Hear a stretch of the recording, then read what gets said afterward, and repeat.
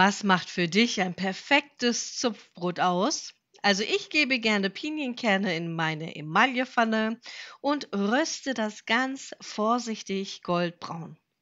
Selbstverständlich könnt ihr auch statt Pinienkerne etwas anderes nehmen. In jedem Fall ist es wichtig, kein Öl in die Pfanne zu geben und wirklich ständig umzurühren. Die noch heißen Pinienkerne gebe ich jetzt hier einmal in meinen Foodprozessor und die dürfen wirklich noch heiß sein. Dazu kommen dann Salz und Pfeffer und frisch geriebenen Parmesan. Den habe ich hier einfach schon mal vorbereitet. Dazu kommt bei mir jetzt noch Basilikum. Es gibt natürlich auch Alternativen wie Giersch oder auch zum Beispiel das Grün von den Karotten. Und ich hatte es so gemacht, ich hatte mir ausnahmsweise mal einen Kräutertopf geholt und zwar so einen wirklich großen, so ein XXL. Und da waren aber so viele Pflanzen drin und da weiß man ja einfach, da sind zu viele in einem Topf drinne, die gehen dann schnell wieder ein. Also habe ich das sehr ausgedünnt und habe das dann genutzt, um dieses Pesto zuzubereiten. Und aus einigen Stängeln habe ich mir dann auch so kleine Basilikum-Stecklinge gemacht. Kann ich euch sehr empfehlen. So wird mir die Pesto nie ausgehen, beziehungsweise das Basilikum dafür. Und da hätte ich glatt über die Stecklinge hinüber den Knoblauch fast vergessen. Der muss natürlich auch mit rein. Und weil ich wirklich so in dieser Stecklingsthematik war, habe ich auch vergessen, das Öl mit hinzuzugeben. Das macht aber nichts, das kann man auch hinterher noch hinzufügen. Ihr könnt da richtig schönes Olivenöl hinzufügen. Ich habe es so gemacht, ich habe euch das ja an Weihnachten gezeigt, so als kleines Präsent, wie ihr selber schönes Pflanzenöl einmal ein bisschen verfeinert. Ich habe jetzt eins mit Chilis und Knoblauch und das ist so lecker, dass ich das in das Pesto gegeben habe. Selbstverständlich geht auch jedes andere gute Olivenöl oder falls ihr es nicht da habt, auch ein anderes Pflanzenöl. Gebt von der Menge her so viel hinzu, dass es schön cremig ist. Je nachdem, was für ein Grün und wie viel ihr benutzt, braucht ihr mal mehr oder weniger. Deswegen habe ich da keine Mengenangaben hinzugefügt. Und wenn ihr wie ich es vor der Herstellung des Brotes macht, dann gebt noch mal eine Schicht Öl obendrauf. Das schützt das Ganze einfach, damit es nicht schlecht wird und ihr könnt es schön im Kühlschrank lagern.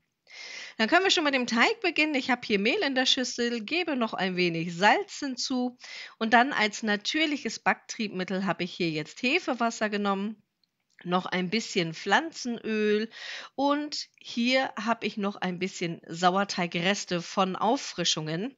Ich arbeite nämlich ganz fleißig an neuen Videos für euch und da bleibt manchmal einfach etwas übrig. Ihr könnt auch natürlich einen aktiven Sauerteig verwenden und ich schreibe euch auch noch mal die sauerteigfreie Variante unten in die Beschreibung.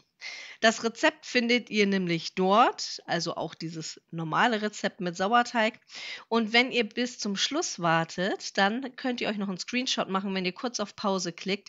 Da habt ihr das Rezept auch noch mal. So, der Teig wäre jetzt ein wenig trocken. Es kann ja aber auch sein, dass ihr festen Lievito Madre als Rest hinzugebt oder einen flüssigen Sauerteig.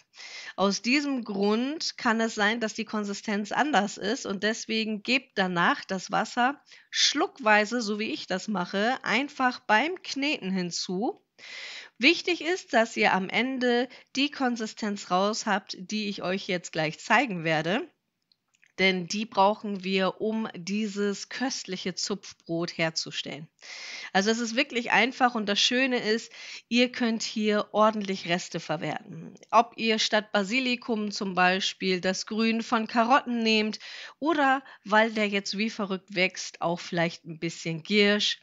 Also da könnt ihr wirklich ganz frei sein oder vielleicht auch ein schönes Bärlauchpesto.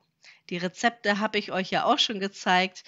Guckt einfach noch mal bei mir in meiner Playlists nach. Und, den fertigen Teig, so sieht er aus, gebe ich noch mal in Glasbehälter und lasse das Ganze bei Zimmertemperatur aufgehen. Das ging bei mir dann recht schnell, so innerhalb von 3, 6 Stunden ist der aufgegangen und dann habe ich hier schon mal eine Form eingefettet. Aus gesundheitlichen Gründen habe ich das jetzt mit Ghee gemacht. Es geht natürlich auch mit Pflanzenöl, Butter oder Margarine. Ich muss bei mir ein bisschen was umstellen und ja, das sind manchmal so Kleinigkeiten, die sich dann da ändern. So, schön mit Ghee eingefettet, das kommt noch mal zur Seite und dann haben wir hier den Teig. Und schaut euch das an. Also dafür, dass der Sauerteig eigentlich gar nicht aktiv war und ein bisschen rumgestanden ist im Kühlschrank, hat der sich doch toll zusammen mit dem Hefewasser entwickelt. Also sowas lohnt sich wirklich immer. Bestreut Mehl auf die Arbeitsfläche und dann sorgen wir kurz für Spannung und formen das ein bisschen rund. Dann habt ihr es gleich einfacher. Auch vor allem, falls der Teig ein bisschen kleben sollte. Denn wenn ihr Sauerteig und Hefewasser verwendet, dann sind die Teige immer ein bisschen weicher. Da hilft es einfach, ordentlich mit Mehl zu arbeiten. So, ich drücke das mal ganz kurz flach. Dann lasse ich das noch mal so 5 bis 10 Minuten ziehen. Einfach deswegen, weil der Teig jetzt auf Spannung ist. Das heißt, der würde sich schlecht ausrollen lassen. 5 bis 10 Minuten reichen da aus, dass sich das Glutengerüst entspannt und ich ihn dann schön ausrollen kann.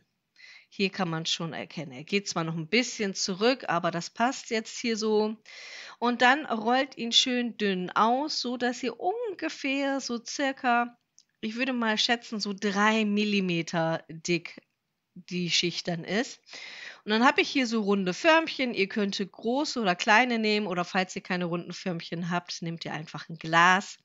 Und dann steche ich damit einfach Kreise aus. Und im ersten Moment mag das kompliziert klingen, aber dieses Zupfbrot ist so schön, weil das wirklich ganz leicht später abgeht. Aber dazu noch mehr.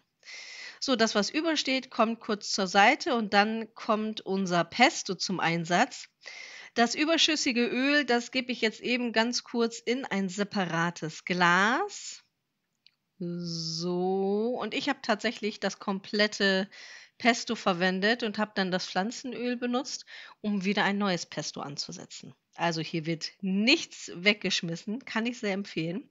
Und ungefähr ein Teelöffel habe ich dann immer auf so eine runde Platte gegeben. Es hängt aber natürlich davon ab, wenn ihr die jetzt größer oder kleiner habt, dann müsst ihr das natürlich entsprechend anpassen. Ein wenig verstreichen. Wer möchte, könnte jetzt auch noch mal oder vorher auch schon ins Pesto ein wenig Gouda zum Beispiel hinzugeben. Dann habt ihr noch mal so einen richtig schönen Käsegeschmack mit dazu. Ich wollte das jetzt einfach wirklich mit dem schönen Pesto-Geschmack haben. Dann klappt ihr das zusammen, Füllung auf Füllung, dann nochmal zusammenklappen und schon habt ihr so eine schöne kleine Blüte. Also aufeinander halbieren, hier zusammen die Spitzen zusammenkneifen und so einfach geht das Ganze. Hier ist die letzte Blüte. Wer möchte, kann übrigens auch noch eine schöne Kräuterbutter verwenden. Schreibt ihr mir mal in die Kommentare, was ihr da am liebsten als Füllung haben möchtet. Ich lasse meins jetzt noch mal 30 bis 60 Zentimeter Minuten ruhen, nicht Zentimeter, und verquirle dann ein Ei mit ein bisschen Milch. Ihr könnt alternativ natürlich auch Pflanzenmilch verwenden, dann habt ihr das Ganze wirklich komplett vegan. Und dadurch, dass ich das jetzt schön verquillt habe, lässt es sich hier auch ganz einfach drüber streichen. Reste davon werden natürlich auch wieder verwertet und so sieht das Ganze aus, wenn es aus dem Backofen kommt. Und schaut mal, jetzt kommt man sehen, es hat ein bisschen gedampft. Hier, ganz heiß, fluffig und so lecker. Probiert es aus und ich freue mich schon, wenn wir uns in diesen Videos wiedersehen. Ich sende euch viele liebe Grüße, eure Emma.